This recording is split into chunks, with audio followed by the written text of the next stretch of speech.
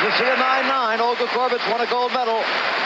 There it is. 5 seconds left in the game. Do you believe in miracles? Yes!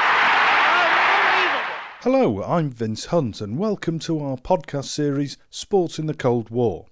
So far, we've looked at more than 20 important themes in Cold War sports history, with plenty more to come. Why not follow the series on Twitter with the hashtag Cold War Sports, or rate and review the shows on iTunes, or drop Laura Deal an email at the Wilson Centre with your thoughts. When we talk about the Cold War, the general assumption is that we're talking about the USA and the USSR on either side of the Iron Curtain. But this overlooks a whole Chinese political and sporting dimension. Here to tell us more about China's very important political and strategic role in the Cold War and China's development as a global sporting contender is Amanda Schumann, an expert on modern Chinese history at the University of Freiburg. Amanda, how significant is China during the Cold War?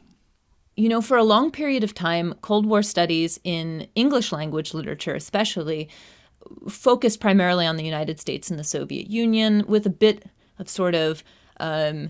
studies on various European countries. However, especially the last 20 years or so, there's been an increasing emphasis in Cold War studies that also include China in some form or another. And probably, I'd say in the last 10 to 15 years, there's been an increasing interest in what you would say is the global Cold War or Third World. So in that way, China has sort of come in through those studies as well. I think that one of the big issues here also is the terminology used. So Cold War itself sort of implies that, there isn't fighting going on. And as we know, if you look at Asia in this time period, especially China, Korea, Indochina, and you move also into Africa in this period of time, you're obviously not talking about a Cold War, you're also talking about hot wars. With Mao's revolution proclaiming China as a communist regime in October 1949, China was a relatively new addition to the communist bloc, but that brought its own problems as well, with a conflict after the Second World War with Korea. How did that position China in the international fold? The timing of the Korean War came very soon after the establishment of the People's Republic of China. And there's a lot of questions regarding the communist leadership's legitimacy, whether we're talking about competitive sports here and you're having sports delegations from China go to other countries, whether it's the Soviet Union or the Socialist Bloc or vice versa, having them come to China during the Korean War. There's a lot of sort of political language tied up with those delegation visits in which, Chinese official media, for example, are trying to use the sports delegation visits as an opportunity to project itself as the rightful leader of China. This may not be explicit all the times, but it's definitely there in the types of language that they're using. This was really the first big opportunity that the Chinese government had to sort of make its point or establish itself as the leader of China. So that's why you had a lot of Chinese involvement, I think. But you also had this massive, massive campaign on the ground in China, Resist America, Aid Korea campaign is what it was called. And that this major campaign was also reflected sometimes in sports meets. There was always a line or two that participation in this meet or whatnot was connected to the Resist America, Aid Korea campaign. So I guess that sport wasn't exactly the first priority of the People's Republic in the early years. You have to understand that for decades there had been war in China and that the country was largely in shambles, in ruins, both economically, politically, but also quite literally. There was widespread poverty and ruin. So the sport in the 1950s in China, in my opinion, was not connected very much to what was happening internationally. Certainly, in some ways it was, but it was very much connected to a project on the ground to build socialism in China and build a new socialist state. And how did that work? In the 1950s, the first major thing that the party did right up front was when they wrote the Constitution. There's an article in there that basically explicitly calls for sports program development within the broader sense of that. So in other words, national sports development as part of education, as part of people's, in this sense, as part of people's daily lives and character formation. So-called mass sport is really what they were pushing for. There were massive nationwide programs developed in order to encourage people in their schools, eventually in their work units, as they came to be known, to participate in sport in this way. So is it a case that having established a socialist sports system at home, the Chinese then took that abroad? Many of the programs in the 1950s in China were Soviet-inspired. That does not necessarily mean they copied the model, as Mao would say, indiscriminately, but they did, in fact, take a lot of elements from the Soviet system. Now, I think that this is really interesting because what you have happening, especially in the media, and if you're reading, as I have many documents about the creation on the ground of these sports programs and how they're carried out in China, what you see is that there's a constant need in some cases to remind people that these programs are Soviet programs. At times, they are constantly reminding them that other countries in the socialist bloc and in the socialist world have these programs. So, for example, you might have cases in which they take the opportunity of visiting sports delegations to remind the public of this. So, for example, you have the Polish basketball team come and visit in 1952, let's say, and that becomes an opportunity in which they say, okay, we have this Polish basketball team and they've been doing very well. And then a newspaper article might move right into discussing the types of programs that exist on the ground in Poland, and they'll mention, for example, the Ready for Labor and Defense sports system, which was very popular in many socialist countries and was originally developed under Stalin in the 1930s in the Soviet Union. So they'll take something like this and they'll say, we need to have this for socialist construction, we need, etc. But look, the Polish basketball team is here and they also have this program. So there was this very explicit need to connect what was happening in other socialist countries and in the Soviet Union to what was happening in China, by referring to the successes of the Soviet Union, oftentimes to successful Soviet athletes or to successful socialist bloc athletes. One of my favorite stories is Emil Zatopek, who was a very famous long-distance runner. He won 3 golds, I think it was, in the 1952 Helsinki Olympics. And he was referred to, I believe in the Chinese press, pretty much as a model for Chinese track and field runners to follow. So you have this this would come alongside perhaps the training methods he used. And then there might be another article, sometimes within the same article, that would then outline Zatopek's other accolades as a member of the Czechoslovakian army. So there's this explicit attempt to tie in his accolades as a communist, socialist, model citizen and a model athlete for the average Chinese citizen who might also be starting as a sports athlete. So there was this very explicit attempt in a lot of the literature back then to do this. Let's talk about one sport in particular. Ping pong is the one that's normally associated with the Chinese, but volleyball only became an Olympic sport in 1959. But the Chinese proved to be very good at that, didn't they? It was a very popular sport. I don't know if I want to necessarily say that they were fantastic at it at the beginning, but what I will say is that the Soviet Union, who they had learned quite a bit from and had a lot of exchanges with, was very good at volleyball at that time. And so through the 1950s, there were a lot of delegations sent back and forth with the Soviet Union involving volleyball, for example, other sports as well. But there were a lot of exchanges between the two. So most of the methods that they knew came from what they had learned from the Soviet Union in this particular case, as far as competitive volleyball was concerned.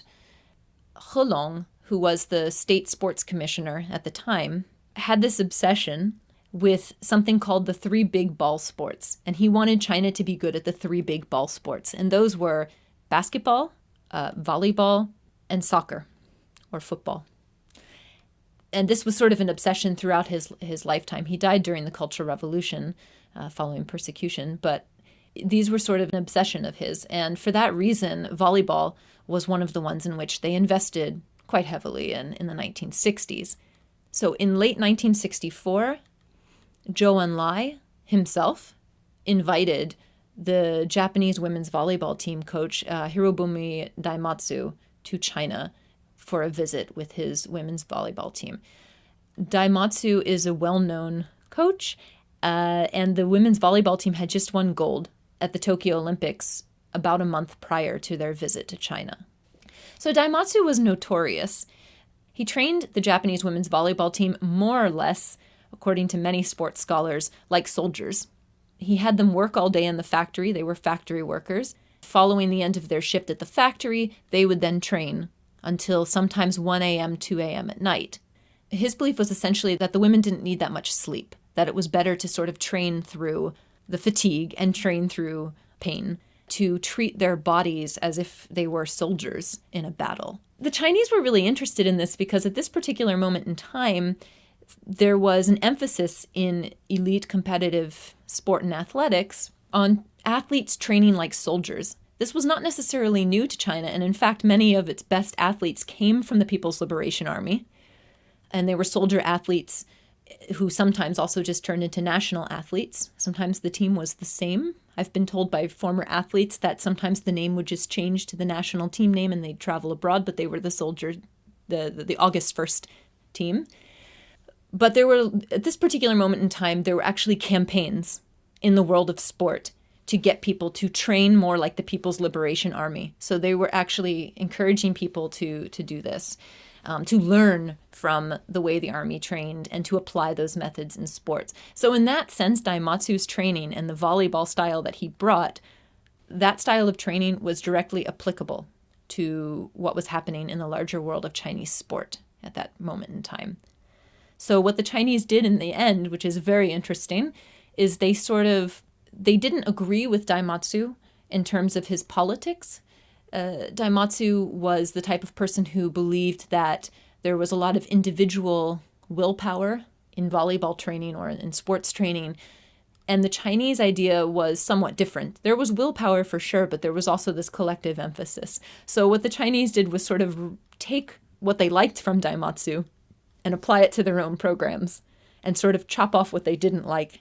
What very few people know, I think today, at least in the English-speaking world, is that many of the successes, the later successes of volleyball in China, particularly in the 1980s when they won gold at the Los Angeles Olympics, and they also won the 81 World Championship, I believe were largely due to what happened in the 1960s with Daimatsu's emphasis. And that's because the coaches of that team in 1984 and 1981 were people who trained with Daimatsu or who were present during some of the visits, and both with Daimatsu and with the Japanese women's volleyball team.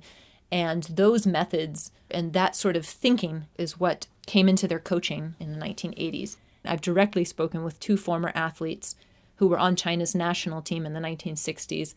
They remember Daimatsu, and I've also read some former memoirs, and they all basically say the same thing. They say volleyball training was tough before Daimatsu, but after Daimatsu, it became impossible. And they have a term they use in Chinese, they call kulian, which is bitter training. So this is the term they use to describe what they learned in those methods. China remains quite a contender in the world of international volleyball, doesn't it? Because they won gold again in 2004 in Athens. The big thing with Chinese volleyball today is that I think is so interesting is looking at this sort of historical trajectory. So Lang Ping is a hugely famous volleyball coach. And, she coached the U.S. team as well before, so this is an important thing to know as well. But to look at these sort of pedigrees that exist in the world of volleyball in China, and I think this is also true of a lot of other sports, perhaps more so in China than in other nations. So volleyball is one sport. You can look at ping pong and badminton are also two other sports in which this pedigree of athletes really extends back to the 1960s for sure. And that's because unlike perhaps in many other countries, you still have the socialist sports system in China and the way in which it often rewards people who are top athletes is that after retirement, they become coaches or they become local sports officials and sports leaders. So because you have these sorts of incentives for them to do this, a lot of them become the trainers of the next generation. I think what's also interesting related to that, though, that also relates to other sorts of relationships that people create. And here I literally mean marriage, because a lot of athletes in China marry one another. And there's a lot of speculation as to why that is. My personal belief is that the reason that they often marry each other is partially because of the training that they go through in the schools. As you would have in other sorts of settings and maybe other countries, even among athletes in other countries, where you have the same sorts of training regimens, you have the same sorts of things that you go through in life. I think and you go back to the 1950s, 60s, and 70s, what I've noticed is that one of the reasons that people likely married each other, it was partially because their experiences were so different from what was happening with ordinary people. I mean, they were able to travel abroad, for example. Other people were not able to travel abroad. They had privileges, maybe not in the sense that they had money, but they had privileges. They also were able to eat better, even during famines. People who were in sports schools ate better. This is still well known that, one of the greatest things, particularly in the 60s and 70s, former athletes have told me that, the ability to go to a sports school was fantastic because then you always had food, and it also brought privilege to your family as well. Later in the 1970s, particularly after the Cultural Revolution, then you start to hear stories also of people bringing gifts back, so from abroad, and gifts back from abroad was a huge popular thing. The other reason I think that is unique to China, perhaps, in terms of why people married each other or why these sorts of relationships, between people existed, is very simply that in China you had the work unit system, and you don't have the work unit system elsewhere, including in the socialist bloc in the Soviet Union. This did not exist, and the work unit system was a system in which, a lot of the athletes did everything for their lives. Was not just the sports school, but it also happened within a work unit. So it was like a self-contained neighborhood or community within a city, for example. So that meant that, you bought your groceries there, you ate there, you did everything within this sort of self-contained unit. And when you do everything together, obviously you're going to meet people before the internet, before you had, people calling each other. You're going to meet people who you see every day. And who do you see every day but other athletes? One last thing on that. This was also encouraged. I should say that. This was also encouraged. There were times in which coaches and leaders have gotten involved in sort of becoming matchmakers. You've been listening to a podcast from the series Key Moments in Cold War Sports History, a project bringing together experts from around the world and hosted here on the Wilson Centre's online digital archive at digitalarchive.org. These podcasts are part of the project The Global History of Sport in the Cold War, which is sponsored by the National Endowment of the Humanities, directed by Professor Bob Edelman of UC San Diego, Professor Chris Young from the University of Cambridge, and Dr. Christian Ostermann of the Woodrow Wilson Centre, and run in collaboration with the German Historical Institute Moscow, the Jordan Centre for Advanced Russian Studies at New York University, and Pembroke College, University of Cambridge. The presenter is Vince Hunt, and the series is produced by Vince Hunt and Laura Deal.